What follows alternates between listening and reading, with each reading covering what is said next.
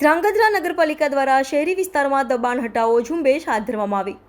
ધ્રાંગધ્રાના રોકડિયા હનુમાનજી જડેશ્વર સુધી દબાણ હટાવો ઝુંબેશ હાથ ધરાઈ. સુરેન્દ્રનગર જિલ્લાના ધ્રાંગધ્રા નગરપાલિકાના પ્રમુખ કુલદીપસિંહ ઝાલા તથા ચીફ ઓફિસર મટીલ કુમાર પટેલની સૂચનાથી ધ્રાંગધ્રા શહેરી વિસ્તારમાં બિનકાયદેસર રીતે લારીઓ, ગલ્લાઓ, કાચી પતરાવાળી દુકાનો બનાવી પેશકદમી કરતા વિદ્યાર્થીઓની હાટડીઓ ખોલી દબાણકર્તાઓ સામે લાલાક કરવામાં આવી હતી.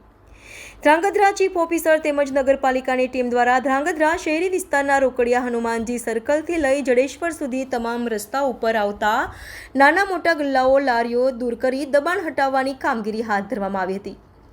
નગરપાલિકા દ્વારા ગેરકાયદેસર રીતે દબાણકર્તાઓ ઉપર લાલાક કરતા ફફડાટ વ્યાપી જવા પામ્યો હતો. Bureau report Rutul Kumar Dhamecha.